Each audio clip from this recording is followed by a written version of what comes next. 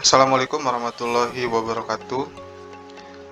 Bapak Ibu sekalian, eee, akan saya sampaikan cara atau panduan, untuk mengisi pengelolaan kinerja guru di aplikasi PMM.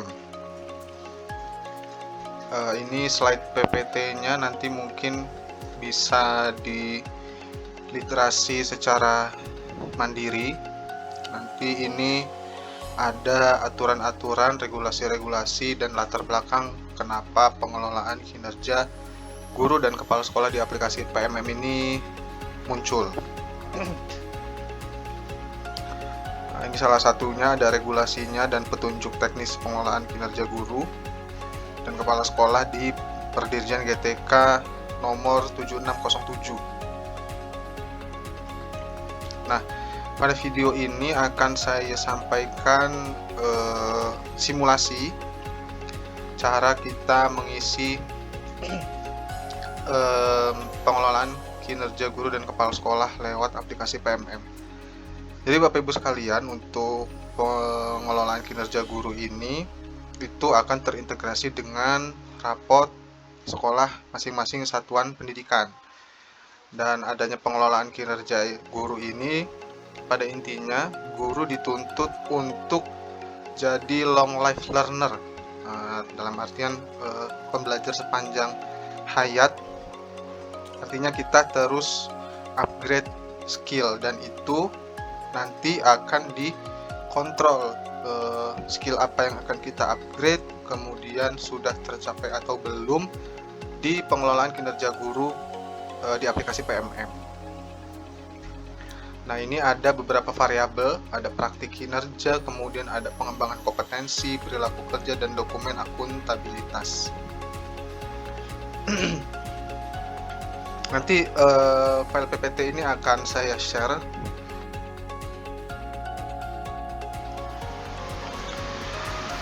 Nah, pertama yang dibutuhkan adalah aplikasi platform Merdeka Mengajar. Jadi kalau memang Bapak Ibu belum install aplikasi tersebut, dimohon diinstal. Kemudian mengupdate jika sudah menginstal ke PMM yang versi 1.48.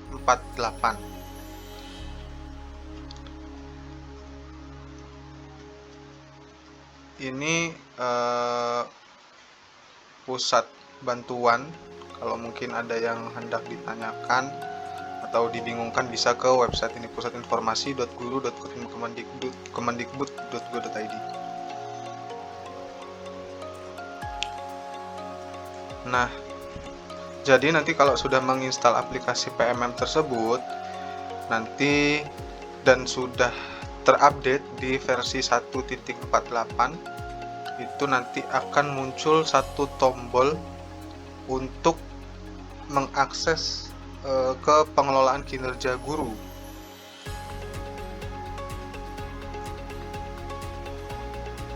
Nah, di sini ada jenis-jenisnya.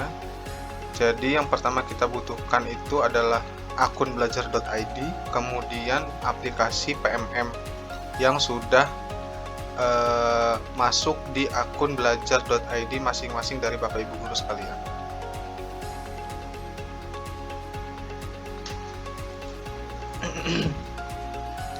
Nah, jadi semua guru itu wajib mengisi ya Bapak Ibu, baik guru mapel, kalau ada guru kelas maupun guru BK, guru pengganti, dan hingga nanti ke kepala sekolah.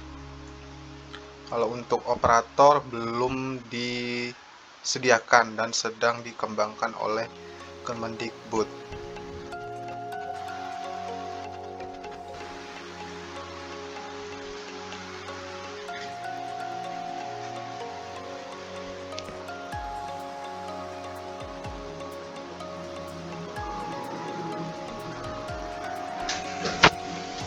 Nah, kemudian minimal versi yang bisa digunakan ini 1.47 Bapak Ibu. Nah, kalau misal sudah diupdate, biasanya nanti langsung ke 1.48 atau bahkan lebih. Nah, jadi sekali lagi Bapak Ibu, yang dibutuhkan itu adalah aplikasi PMM dan akun belajar.id. Kemudian kita langsung saja, ini saya pakai akun simulasi. Kalau untuk buka di website ya, PMM di platform Merdeka Belajar.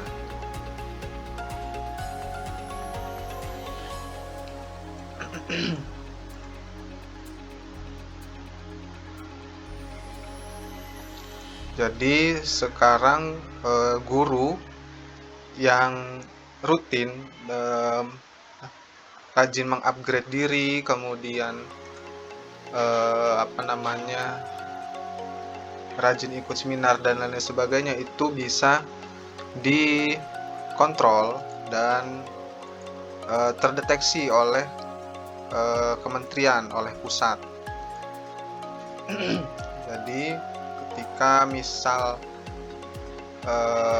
ada hal-hal yang Bapak Ibu sudah membuat karya sesuatu dan itu layak untuk diapresiasi, tidak menutup kemungkinan Bapak Ibu bisa dipanggil oleh kementerian untuk mendapatkan penghargaan. Jadi tujuan adanya pengelolaan kinerja guru ini itu selain sebagai sistem kontrol, juga sebagai sistem manajemen SDM untuk di satuan pendidikan masing-masing.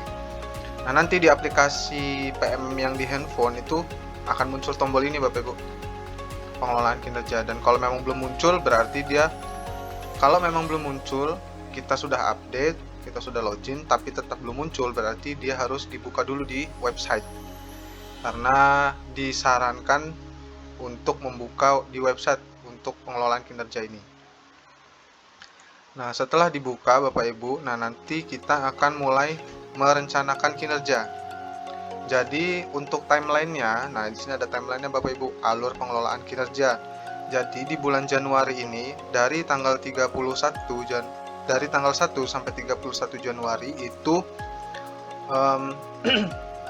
guru-guru ditugaskan untuk merencanakan kinerja, untuk merencanakan praktik pembelajaran, pengembangan kompetensi, kemudian hal-hal yang ingin dikerjakan selama kurang lebih 1 tahun mendatang. Kemudian nanti di bulan Januari ini, selain guru merencanakan, nanti akan disetujui atau di-approve oleh kepala satuan pendidikan masing-masing. Kemudian di bulan Februari itu nanti ada persiapan observasi kelas dan seterusnya bisa kita literasi sendiri. Nah, jika sudah muncul seperti ini Bapak Ibu, langsung kita klik mulai. Nah, ini kita pakai akunnya Pak Angga yang dulu, namun sudah tidak aktif lagi ya. Jadi ini saya gunakan untuk akun simulasi. Kalau memang datanya belum sesuai Bapak Ibu, bisa hubungi operator sekolah untuk pembaruan data di Dapodik, karena aplikasi PMM ini terintegrasi dari aplikasi di Dapodik. Kalau memang sudah sesuai, silahkan dilanjut, diklik data sudah sesuai. Perhatikan Bapak Ibu, jika muncul pop-up ataupun hal-hal yang di website, mohon dibaca dengan seksama, dengan teliti, karena bisa jadi hal-hal yang bisa diedit itu hanya cuma 1 kali. Nah, seperti ini contohnya. Kalau sudah betul, silahkan diklik data sudah benar. Nah, nanti akan muncul. Nah, ini kita akan mulai mengelola perencanaan kinerja. Jadi Bapak Ibu sekalian, nanti akan muncul beberapa rekomendasi yang muncul dari aplikasi PMM. Jadi aplikasi PMM akan mendeteksi kira-kira kita direkomendasikan untuk mengembangkan skill atau kemampuan di dimensi apa saja. Nah, di sini ada, kalau kita perhatikan Bapak Ibu, ada yang warnanya merah nih ya, ada yang warnanya kuning, ada yang warnanya hijau. Nah, di sini yang warna merah itu biasanya rekomendasi Bapak Ibu. Nah, berarti PR kita ini ada 3 nih, ada aktivitas interaktif, ada instruksi pembelajaran, ada instruksi yang adaptif.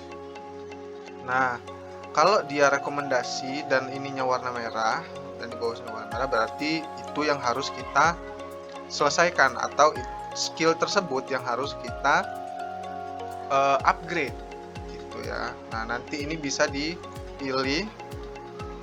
Misalkan saya pilih aktivitas interaktif. Jika sudah, nanti kita lanjut ke pengembangan kompetensi.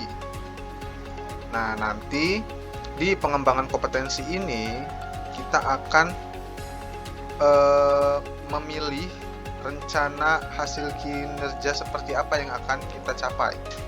Dan ini ada poinnya Bapak Ibu. Dan minimal total poin itu ada 32 poin. Ya. Jadi kalau belum 32 poin, kita nggak bisa lanjut ke menu-menu selanjutnya. Nah, seperti yang di atas ini. Nah, pilih jenis pengembangan kompetensi yang paling efektif dan berdampak untuk diri Anda. Sekali lagi Bapak Ibu, dibaca dengan seksama. Misalkan di sini ada beberapa pilihan dan beberapa poin. Ini nanti bisa Bapak Ibu baca dan Bapak Ibu sesuaikan. Nanti juga poin-poin ini setelah selesai mengisi sampai di rangkuman, sampai nanti selesai, itu nanti akan dicek oleh kepala satuan pendidikan masing-masing. Apakah relevan antara perencanaan yang diajukan dan dengan kondisi yang ada, artinya realistis atau tidak. Nah, untuk poin-poin ini tidak saya bacakan item-itemnya, nanti bisa Bapak Ibu baca sendiri. Misalkan saya pilih yang ini, ada 4 poin. Nah, kemudian di sini ada bukti dukung Bapak Ibu, karena item yang akan ditingkatkan itu kompetensi melalui peran serta berbagi praktik yang diselenggarakan komunitas belajar. Nah, itu harus didukung dengan bukti sertifikat. Itu Bapak Ibu. Nah, karena ini baru 4 poin, sedangkan di sini masih kurang 28 poin, kita harus menambah rencana hasil kerja. Misalkan ini supaya menghemat waktu Bapak Ibu, saya langsung saja pilih ini. Nah, nanti bukti dukungnya bisa dilihat apa yang kurang, apa yang perlu dibuktikan atau dokumentasinya seperti apa supaya bisa diakui untuk sudah melaksanakan atau sudah mencapai hasil yang direncanakan.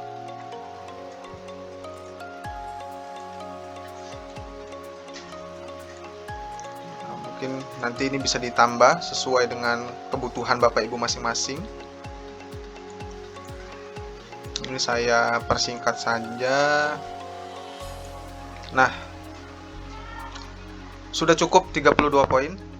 Nah, nanti kalau sudah, kita langsung masuk ke menu tugas tambahan. Nah, tugas tambahan ini sifatnya opsional Bapak Ibu. Jadi kalau memang Bapak Ibu itu mendapatkan tugas tambahan seperti wali kelas, wakil kepala sekolah, ataupun koordinator ekskul, nah ini bisa diisi. Nah, misalkan, dan ini di poin atau di menu tugas tambahan ini hanya berlaku untuk SMP, SMA, dan SMK. Nah, ini bisa Bapak Ibu pilih, dan ini tidak ada poinnya ya Bapak Ibu ya. Nah, termasuk juga pembina OSIS. Nah, ini juga termasuk nih. Ya, jadi ini bisa disesuaikan. Nah, kemudian juga bendahara, bos. Nah, ini juga. Jadi silahkan disesuaikan dengan kondisi Bapak Ibu sekalian. Ini saya kasih contoh saja. Kemudian nanti ada bukti dukungnya ini. Setelah itu kita lanjut ke perilaku kerja. Nah, poin ini Bapak Ibu itu core value dari pemerintah, yaitu berakhlak ya. Jadi ada poin pertama berorientasi pelayanan. Kemudian nanti ada akuntabel dan seterusnya dan seterusnya. Yang kalau disingkat itu berakhlak. Nah, itu core value dari pemerintah yang dikampanyekan. Nah, ini bisa dipilih Bapak Ibu. Ini bisa disesuaikan, bisa agar lebih singkat bisa dibaca secara individu. Ini saya isi terlebih dahulu. Kemudian supaya singkat ya. Jadi diisi, nah ini apa, dibaca dulu terlebih dahulu, kemudian dipilih. Jadi sebetulnya aplikasi ini Bapak Ibu itu mendorong kita untuk terus upgrade diri, gitu ya, karena sebagai seorang pendidik kita dituntut untuk terus belajar dan meningkatkan kompetensi. Nah, jika sudah Bapak Ibu, langsung ke rangkuman. Nah, ini rangkuman-rangkumannya. Rangkuman dari hasil perencanaan Bapak Ibu sekalian. Nah, jika sudah Bapak Ibu baca semua, kemudian dipahami secara betul dan secara seksama, kemudian klik lanjut ajukan. Nah, ini akan saya review, akan direview oleh Kepala Satuan Pendidikan. Nah, nanti akan dicek oleh Kepala Satuan Pendidikan apakah sudah disetujui atau belum. Nah, di sini sudah muncul pemberitahuan bahwa perencanaan kinerja sudah diajukan. Nah, nanti untuk kelanjutannya, apakah rencana tersebut disetujui atau tidak akan didiskusikan secara individu. Nah, nanti jika sudah dilakukan diskusi, kemudian sama-sama disetujui dan disepakati antara kedua belah pihak, baru nanti kepala sekolah akan approve dan Bapak Ibu sudah selesai mengajukan pengelolaan kinerja guru. Nah, jadi seperti itu Bapak Ibu untuk perencanaan. Nah, ini ada timelinenya menunggu persetujuan atasan. Jadi Bapak Ibu, kita sama-sama rajin-rajin buka PMM. Terlebih lagi sekarang sudah disediakan platform untuk pengelolaan kinerja secara mandiri dari kementerian lewat aplikasi pengelolaan aplikasi platform Merdeka Belajar. Nah, karena timeline untuk perencanaan ini sampai dengan 31 Januari, maka dimohon Bapak Ibu agar dapat segera menyelesaikannya sebelum di tanggal 31 Januari. Menyelesaikannya dalam artian itu harus sudah selesai semua. Harus sudah selesai dalam artian itu sudah di-approve ke kementerian. Jadi tidak ada lagi diskusi-diskusi atau kesepakatan-kesepakatan yang sekiranya kurang cocok. Itu kalau lewat di tanggal 31 Januari sudah tidak bisa di-approve. Dan ini berlaku untuk sekolah negeri dan sekolah swasta. Jadi mohon Bapak Ibu, karena sekarang di pertengahan Januari, kiranya di minggu-minggu depan sudah dapat menyelesaikan. Baik, mungkin itu saja Bapak Ibu. Kurang lebihnya mohon maaf, jika ada yang kurang jelas bisa ditanyakan langsung. Terima kasih.